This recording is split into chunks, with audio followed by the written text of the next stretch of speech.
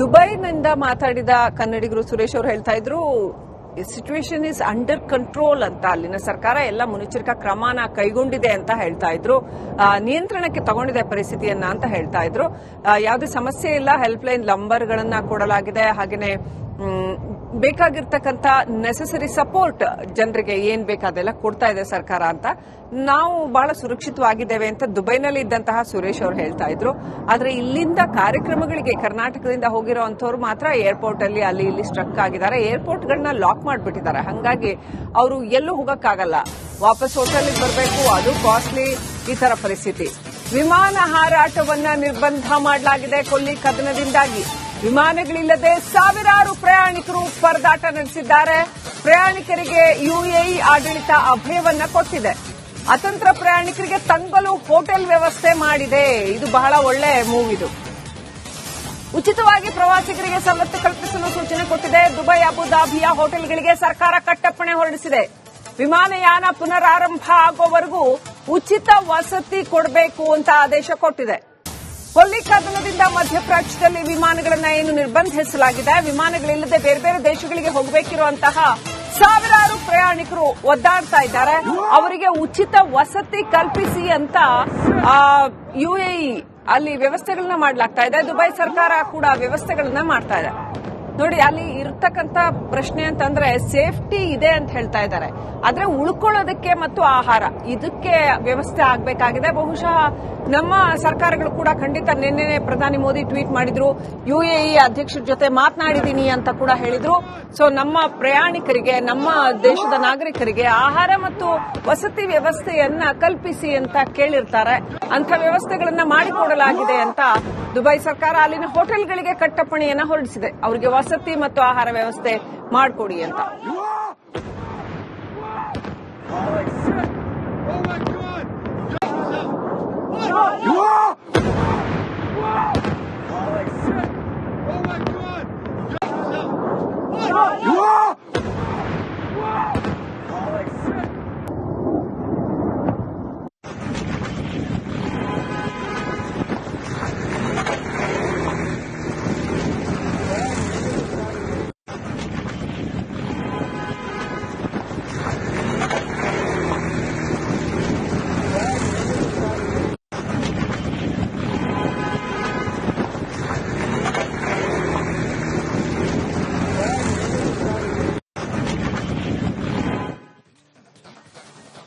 ದುಬೈನಿಂದ ಮಾತಾಡಿದ ಕನ್ನಡಿಗರು ಸುರೇಶ್ ಅವರು ಹೇಳ್ತಾ ಇದ್ರು ಸಿಚುವೇಶನ್ ಇಸ್ ಅಂಡರ್ ಕಂಟ್ರೋಲ್ ಅಂತ. ಅಲ್ಲಿನ ಸರ್ಕಾರ ಎಲ್ಲ ಮುನ್ನೆಚ್ಚರಿಕಾ ಕ್ರಮನ ಕೈಗೊಂಡಿದೆ ಅಂತ ಹೇಳ್ತಾ ಇದ್ರು.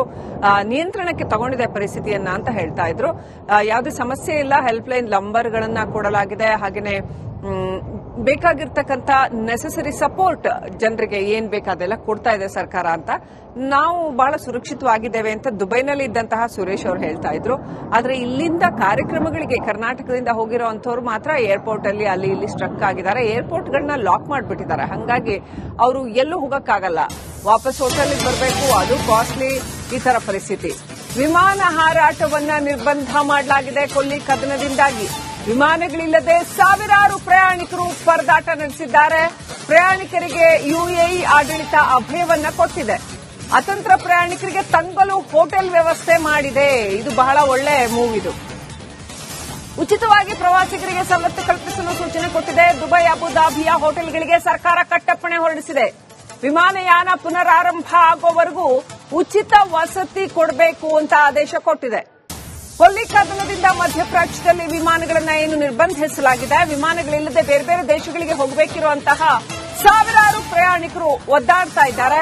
ಅವರಿಗೆ ಉಚಿತ ವಸತಿ ಕಲ್ಪಿಸಿ ಅಂತ ಯುಎಇ ಅಲ್ಲಿ ವ್ಯವಸ್ಥೆಗಳನ್ನ ಮಾಡಲಾಗ್ತಾ ಇದೆ. ದುಬೈ ಸರ್ಕಾರ ಕೂಡ ವ್ಯವಸ್ಥೆಗಳನ್ನ ಮಾಡ್ತಾ ಇದೆ. ನೋಡಿ, ಅಲ್ಲಿ ಇರತಕ್ಕಂತ ಪ್ರಶ್ನೆ ಅಂತಂದ್ರೆ ಸೇಫ್ಟಿ ಇದೆ ಅಂತ ಹೇಳ್ತಾ ಇದ್ದಾರೆ. ಆದ್ರೆ ಉಳ್ಕೊಳ್ಳೋದಕ್ಕೆ ಮತ್ತು ಆಹಾರ ಇದಕ್ಕೆ ವ್ಯವಸ್ಥೆ ಆಗಬೇಕಾಗಿದೆ. ಬಹುಶಃ ನಮ್ಮ ಸರ್ಕಾರಗಳು ಕೂಡ ಖಂಡಿತ ನಿನ್ನೆ ಪ್ರಧಾನಿ ಮೋದಿ ಟ್ವೀಟ್ ಮಾಡಿದ್ರು, ಯುಎಇ ಅಧ್ಯಕ್ಷರ ಜೊತೆ ಮಾತನಾಡಿದೀನಿ ಅಂತ ಕೂಡ ಹೇಳಿದ್ರು. ಸೊ ನಮ್ಮ ಪ್ರಯಾಣಿಕರಿಗೆ, ನಮ್ಮ ದೇಶದ ನಾಗರಿಕರಿಗೆ ಆಹಾರ ಮತ್ತು ವಸತಿ ವ್ಯವಸ್ಥೆಯನ್ನ ಕಲ್ಪಿಸಿ ಅಂತ ಕೇಳಿರ್ತಾರೆ. ಅಂತ ವ್ಯವಸ್ಥೆಗಳನ್ನ ಮಾಡಿಕೊಡಲಾಗಿದೆ ಅಂತ ದುಬೈ ಸರ್ಕಾರ ಅಲ್ಲಿನ ಹೋಟೆಲ್ಗಳಿಗೆ ಕಟ್ಟಪ್ಪಣೆಯನ್ನ ಹೊರಡಿಸಿದೆ. ಅವರಿಗೆ ವಸತಿ ಮತ್ತು ಆಹಾರ ವ್ಯವಸ್ಥೆ ಮಾಡಿಕೊಡಿ ಅಂತ.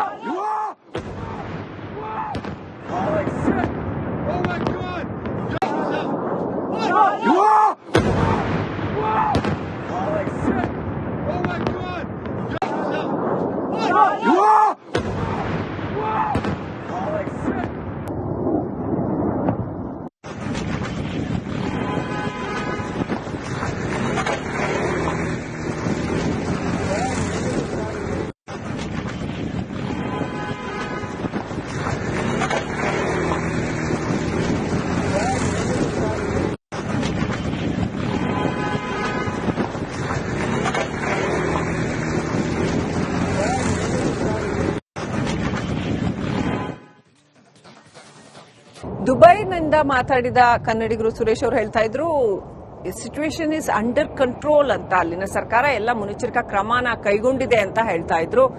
ನಿಯಂತ್ರಣಕ್ಕೆ ತಗೊಂಡಿದೆ ಪರಿಸ್ಥಿತಿಯನ್ನ ಅಂತ ಹೇಳ್ತಾ ಇದ್ರು. ಯಾವುದೇ ಸಮಸ್ಯೆ ಇಲ್ಲ, ಹೆಲ್ಪ್ ಲೈನ್ ನಂಬರ್ಗಳನ್ನ ಕೊಡಲಾಗಿದೆ. ಹಾಗೇನೆ ಬೇಕಾಗಿರ್ತಕ್ಕಂಥ ನೆಸೆಸರಿ ಸಪೋರ್ಟ್ ಜನರಿಗೆ ಏನ್ ಬೇಕಾದೆಲ್ಲ ಕೊಡ್ತಾ ಇದೆ ಸರ್ಕಾರ ಅಂತ. ನಾವು ಬಹಳ ಸುರಕ್ಷಿತವಾಗಿದ್ದೇವೆ ಅಂತ ದುಬೈನಲ್ಲಿ ಇದ್ದಂತಹ ಸುರೇಶ್ ಅವರು ಹೇಳ್ತಾ ಇದ್ರು. ಆದ್ರೆ ಇಲ್ಲಿಂದ ಕಾರ್ಯಕ್ರಮಗಳಿಗೆ ಕರ್ನಾಟಕದಿಂದ ಹೋಗಿರೋಂಥವ್ರು ಮಾತ್ರ ಏರ್ಪೋರ್ಟ್ ಅಲ್ಲಿ ಅಲ್ಲಿ ಇಲ್ಲಿ ಸ್ಟ್ರಕ್ ಆಗಿದ್ದಾರೆ. ಏರ್ಪೋರ್ಟ್ಗಳನ್ನ ಲಾಕ್ ಮಾಡಿಬಿಟ್ಟಿದ್ದಾರೆ. ಹಂಗಾಗಿ ಅವರು ಎಲ್ಲೂ ಹೋಗಕ್ಕಾಗಲ್ಲ, ವಾಪಸ್ ಹೋಟೆಲ್ಗೆ ಬರಬೇಕು, ಅದು ಕಾಸ್ಟ್ಲಿ, ಈ ತರ ಪರಿಸ್ಥಿತಿ. ವಿಮಾನ ಹಾರಾಟವನ್ನ ನಿರ್ಬಂಧ ಮಾಡಲಾಗಿದೆ ಕೊಲ್ಲಿ ಕದನದಿಂದಾಗಿ. ವಿಮಾನಗಳಿಲ್ಲದೆ ಸಾವಿರಾರು ಪ್ರಯಾಣಿಕರು ಪರದಾಟ ನಡೆಸಿದ್ದಾರೆ. ಪ್ರಯಾಣಿಕರಿಗೆ ಯುಎಇ ಆಡಳಿತ ಅಭಯವನ್ನ ಕೊಟ್ಟಿದೆ. ಅತಂತ್ರ ಪ್ರಯಾಣಿಕರಿಗೆ ತಂಗಲು ಹೋಟೆಲ್ ವ್ಯವಸ್ಥೆ ಮಾಡಿದೆ. ಇದು ಬಹಳ ಒಳ್ಳೆ ಮೂವ್. ಇದು ಉಚಿತವಾಗಿ ಪ್ರವಾಸಿಗರಿಗೆ ಸವಲತ್ತು ಕಲ್ಪಿಸಲು ಸೂಚನೆ ಕೊಟ್ಟಿದೆ. ದುಬೈ ಅಬುದಾಬಿಯ ಹೋಟೆಲ್ಗಳಿಗೆ ಸರ್ಕಾರ ಕಟ್ಟಪ್ಪಣೆ ಹೊರಡಿಸಿದೆ. ವಿಮಾನಯಾನ ಪುನರಾರಂಭ ಆಗೋವರೆಗೂ ಉಚಿತ ವಸತಿ ಕೊಡಬೇಕು ಅಂತ ಆದೇಶ ಕೊಟ್ಟಿದೆ.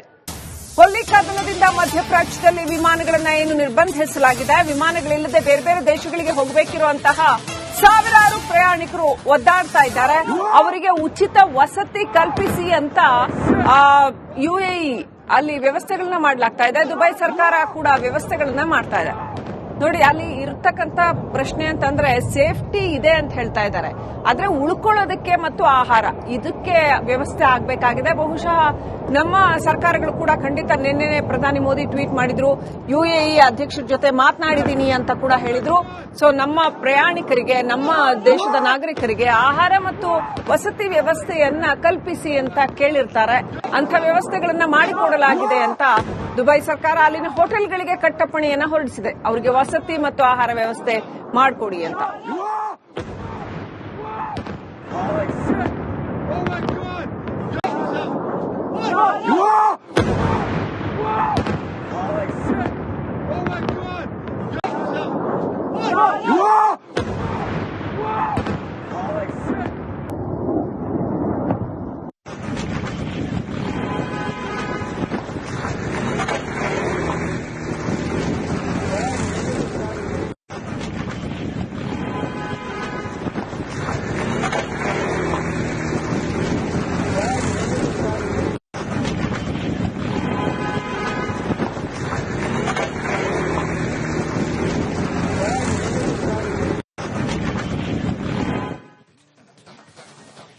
ದುಬೈನಿಂದ ಮಾತಾಡಿದ ಕನ್ನಡಿಗರು ಸುರೇಶ್ ಅವರು ಹೇಳ್ತಾ ಇದ್ರು, ಸಿಚುವೇಶನ್ ಇಸ್ ಅಂಡರ್ ಕಂಟ್ರೋಲ್ ಅಂತ. ಅಲ್ಲಿನ ಸರ್ಕಾರ ಎಲ್ಲ ಮುನ್ನೆಚ್ಚರಿಕಾ ಕ್ರಮನ ಕೈಗೊಂಡಿದೆ ಅಂತ ಹೇಳ್ತಾ ಇದ್ರು. ನಿಯಂತ್ರಣಕ್ಕೆ ತಗೊಂಡಿದೆ ಪರಿಸ್ಥಿತಿಯನ್ನ ಅಂತ ಹೇಳ್ತಾ ಇದ್ರು. ಯಾವುದೇ ಸಮಸ್ಯೆ ಇಲ್ಲ, ಹೆಲ್ಪ್ ಲೈನ್ ನಂಬರ್ಗಳನ್ನ ಕೊಡಲಾಗಿದೆ. ಹಾಗೇನೆ ಬೇಕಾಗಿರ್ತಕ್ಕಂಥ ನೆಸೆಸರಿ ಸಪೋರ್ಟ್ ಜನರಿಗೆ ಏನ್ ಬೇಕಾದೆಲ್ಲ ಕೊಡ್ತಾ ಇದೆ ಸರ್ಕಾರ ಅಂತ. ನಾವು ಬಹಳ ಸುರಕ್ಷಿತವಾಗಿದ್ದೇವೆ ಅಂತ ದುಬೈನಲ್ಲಿ ಇದ್ದಂತಹ ಸುರೇಶ್ ಅವರು ಹೇಳ್ತಾ ಇದ್ರು.